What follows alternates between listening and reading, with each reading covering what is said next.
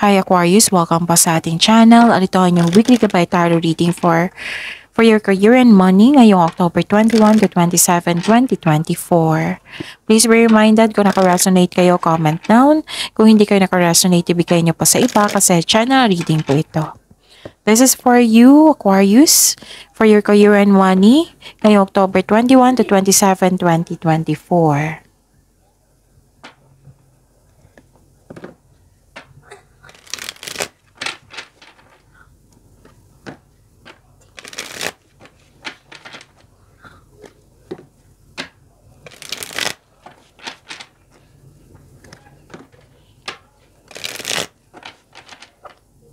Para po ito sa inyong career and money, Aquarius, October 21 to 27, 2024.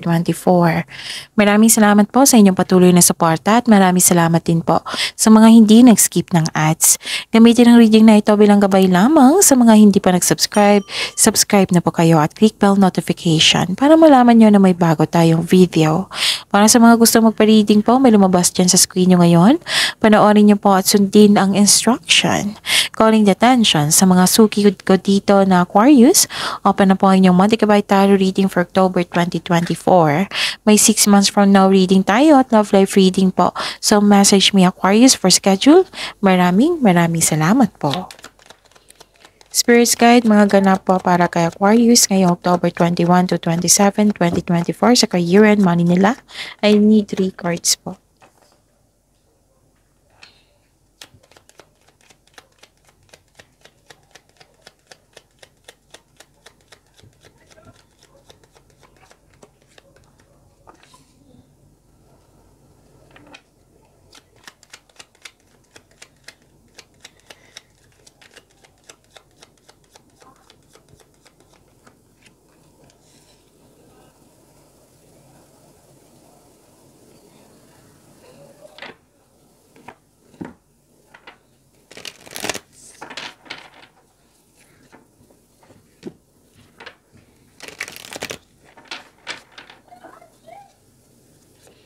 Spirits Guide, message na po sa career and money ni Aquarius ngayong October 21 to 27, 2024.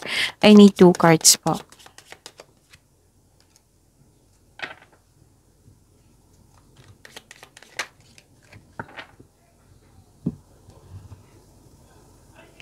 Okay, Aquarius ngayong October 21 to 27, 2024 for your career and money. Pwedeng nangyari na ito ha, may naalala kayo sa isang tao or may nangyari sa nakaraan na nagkaroon ng loss of connection. May nakita ko ditong may sinisiraan ka ng isang tao nang siyang dahilan na worried kayo or nagkaroon kayo ng worried, anxiety, or stress. Na may taong hindi maganda ang treatment sa iyo or nag-degrade sa iyo or naninira talaga sa iyo. Pwedeng nagkaroon kayo ng loss of connection. Okay? Well, hindi na kayo nag-uusap. Pwedeng naalala mo siya, pwedeng na-miss mo siya, pwedeng may ganap din ngayon. Ingatan niyo po yung mga bagay-bagay dyan, yung mga importanteng bagay kasi may nakita ko loss dito. Pwedeng, like for example, pagka wala ng isang bagay like money, pwedeng nagkasta, nawala, na damage, kinuha, ganon. So, ingatan. Mag-ingat po. Okay? So, stop overthinking. Sabi po ng card niyo po dito, Aquarius. How to stop overthinking. How to stop overthinking. Bigyan niyo po ng solusyon. Bigyan niyo po ng solusyon yung palagi niyong iniisip. Kung hindi pa kayang bigyan ng solusyon, pahinga muna. O, pwede din i-change channel nyo. Or i-search nyo sa Google yung time for reflection and learn mindfulness cues kasi nakatulong yan sa pag-stop sa overthinking or overanalyzing. Nakita ko dito na may magkakaroon ng travel. Pwedeng umuwi para magbakasyon, pwedeng magkakaroon ng new journey or adventure. May movement talaga ako nakita dito. Transformation, pagbabiyahe. Pwede din hindi pagbabiyahe. Like, yung may matagal ka ng desisyon, plano na gustong gawin, sinimulan mo na ngayon. ngayong week na ito. So, magiging busy ka. So, lahat ng air signs ngayon, Gemini, Libra, Aquarius, mga busy na po. So, yan, ang ganda. Kasi, marami kayong ginagawa para sa improvement nyo. Iwasan nyo lang yung mga kailangan yung pag-iingat dito, iwasan nyo mag-overthink, ganun. Kasi overthinking can steal your opportunities, happiness, at nakaka-drain niya ng energy. So, kung pwede po, iwasan nyo po yung mga distraction na yan. Okay? Fast changes.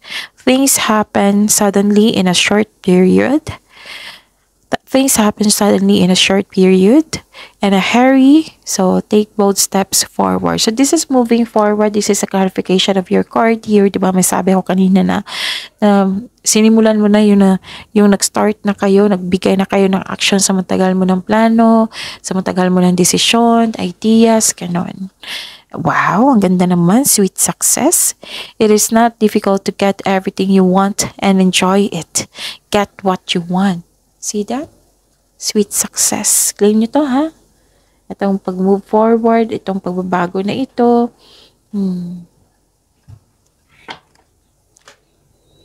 Spirits Guide, ano po yung energy ni Aquarius ngayong October 21 to 27, 2024. Sa career and money nila, energy po.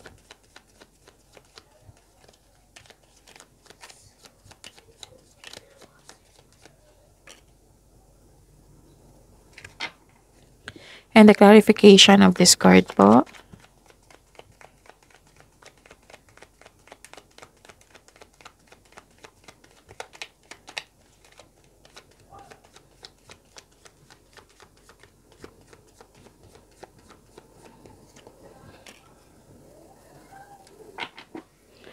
Okay, sa mga may oras dyan, sa mga may gusto po ha, na Aquarius, panoorin niyo po yung last 4 days ka by tarot reading niyo po. Like for example, napanood niyo ito ngayong October 21, 2024. Panoorin niyo po yung October 20, 19, 18, 17. Kung may nakita kayo or may narinig kayong repeating message, kailangan niyo po iyan bigyan ng atensyon. Kung maaari po, bigyan niyo po ng solusyon at aksyon. Remember Aquarius, at the end of the day, alam mo na ikaw lang ang taong may kakayahan at responsable na gumawa ng sarili mong katotohanan at kinabukasan. So, ano yung energy mo, Aquarius? May iniisip ka na Scorpio kasi gusto kong banggitin yung Scorpio. Okay. Kaya ang ganda nito. Nakikita ko dito na nagkaroon ng empathy, emotional stability.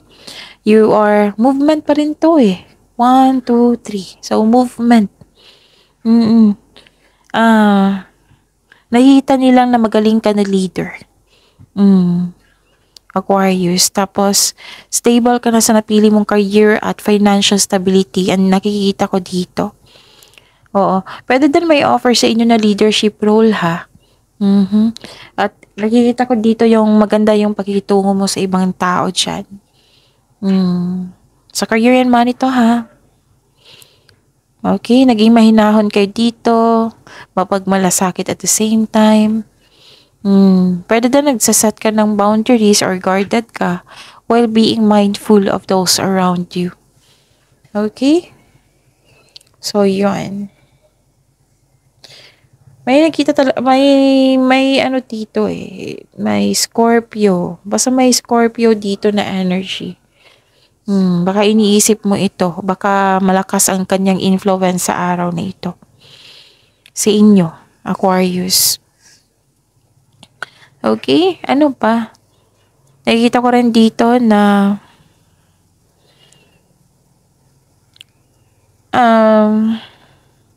mag-ingat mo daw kayo sa taong masakit kung magsalita. So, lumabas siya dito, yung nag-degrade sa inyo, sinisiraan ka, andito rin siya. Tapos, kaya nga mga sabi ng card dito na umiwas kayo sa distraction kasi madi-distract ka talaga. Kaya, anong sabi dito? Umiwas kayo sa distraction. Nakita ko kasi dito, nawalan ka ng, parang nawalan ka ng confidence. Hindi mo na alam kung kailan susugod o atras sa isang hamon. At gawa daw kayo ng konkretong plano. Siguraduhin niyo po daw yung bawat desisyon magkakaroon ng konkretong plano. Siguraduhin niyo daw yung desisyon is karapat-dapat ba. Ganon. Gamitin niyo po daw yung talino mo.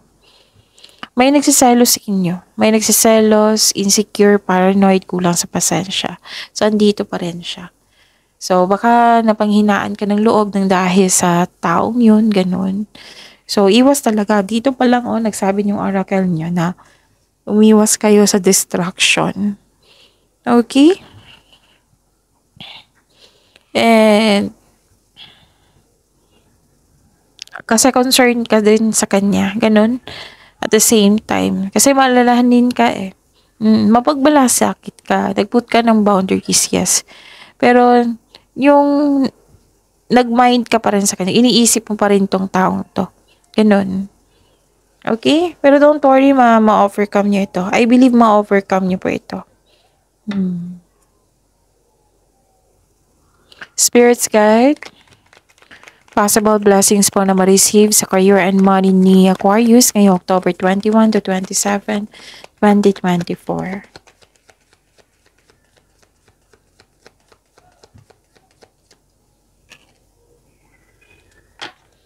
The clarification of this card po.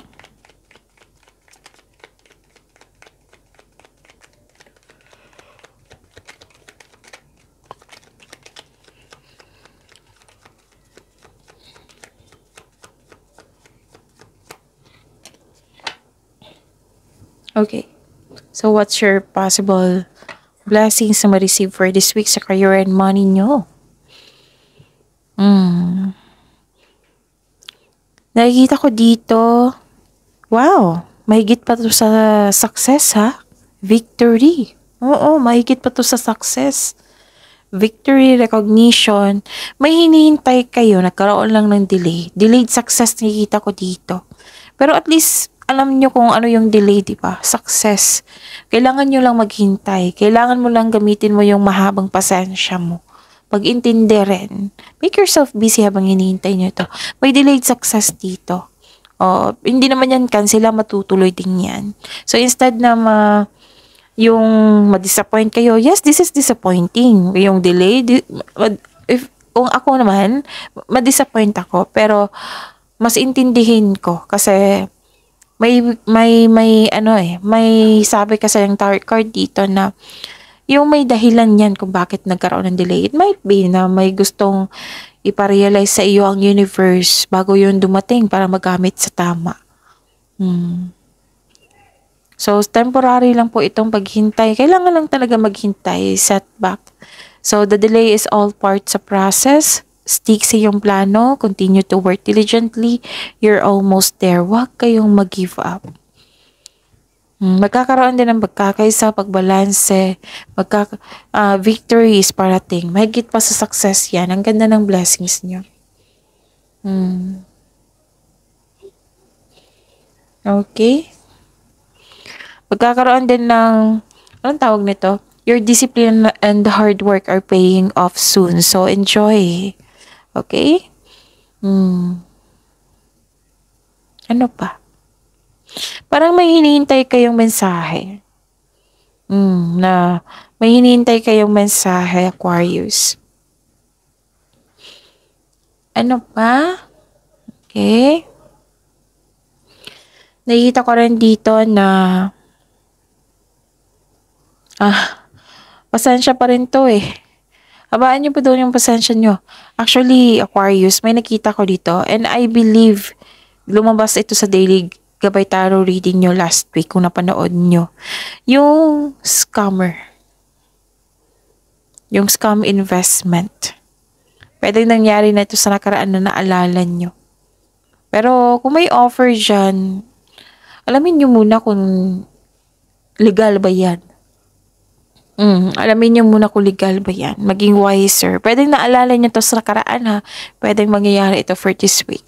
Kung may offer dyan na too good to be true, nako, alam nyo na yan. So, paano ko ma-check kung legit ba ito, Miss Jav? I-consult nyo sa attorney. I-tanong nyo sa government agency. Ipakita mo yung mga resibo dyan. Kung post ng ito sa social media, nako, pag-isipan nyo talaga na mabuti yan. Pwede din yan gagawin yung mga review, pwede yung gagawin yan ng ibang tao. Even you, makakagawa niyan ng maggawa-gawa ka ng review dyan, ganon. So, yun ha, kung may nag-iisip dito ng investment, mag-isipan nyo talaga na mabuti. Kung pwede, wag muna. Kasi, parang alam lang taong dito na may parating sa inyo na pera or dumating na yung pera sa inyo. Okay? Aquarius, sayang naman na yung pera na yan, binigyan mo ang effort mo dyan, ibinigyan mo ng time mo dyan, may pawis dyan, ganoon. Tapos, mawala lang sa isang segundo. Kasi nga, may scammer dito, scam investment. Pwedeng nangyari na ito. So, beware. At least, magiging wiser kayo ngayon kung may offer dyan na opportunity. Teka, totoo ba to? So, check ko muna. Tapos, kung pwede din nangyari ito sa nakaraan. So, yun. May naalala kayo sa nakaraan na scam investment. Kasi, parang nagmadali kayo dito. Nagmadali kayo dito Aquarius. Nagmamadali kayo Aquarius. So, habaan nyo pong pasensya nyo. Alamin nyo kung legal ba yan. Okay? So, be wiser. Kung wise yung scammer, mas dapat gamitin yung ang talino nyo. Hindi ibig sabihin nagtiwala kayo sa kanya dahil sa merong sabi-sabi dyan. I-check nyo muna. Baka pinadaan ka sa kaibigan, di ba? So, check nyo muna. Kasi sayang naman. And, yun. Marami kayong blessings na binigay sa inyo dito. Growth and patience. Kailangan. Okay? Kasaganaan. Nakita ko dito.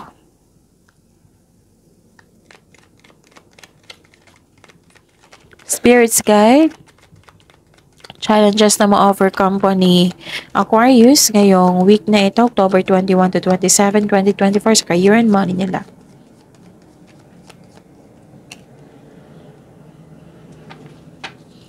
The clarification of this card po. Maraming salamat po sa patuloy na tiwala, suporta sa ating channel at maraming salamat din po sa mga hindi nag-skip ng ads. May lumabas dyan sa screen nyo ngayon, panoorin nyo po. Kung gusto nyo po iyan, then follow instruction. Ma-overcome to ha, ang tanong dito, ma-overcome na challenge. Ito na harvesting to. Bakit lumabas dito? Kasi very challenging ito na work, na daily routine nyo. Like, resulta ito sa hard work mo. Resulta sa inyong hard work, sa pagiging productive sa araw-araw. Kumilos ka So, this is the clarification of your cards here na may puro movement. Puro movement to, transition andito rin. So, hard work at dedikasyon sa trabaho, negosyo, for financial prosperity. Sabi po ng card dito, patuloy mo lang ang pagsumikap po. Sobrang sipag nyo dito, Aquarius. Some of you nag-aaral ng skills or dagdag income para may dagdag income. Okay? Kung ano yun daw yung pinag-aralan nyo ngayon, it will lead you to abundance po. So, trust that you can do anything. Set an intention so that you can achieve success through diligent work that you enjoy. Yes, magiging successful ka ng dahil sa inyong sipag at sa pagkakaroon ng disiplina sa pag-handle ng money. So, mahal na mahal mo yung career and money mo dito. Okay? May tagumpay po dito. Another card nagsabi ng tagumpay. Okay? So, keep up the great work. Ano pa? And, challenge ka talaga ngayong week. Puro trabaho. And nakikita ko rin dito na you're very inspired. Nagkaroon ng full of creativity talaga.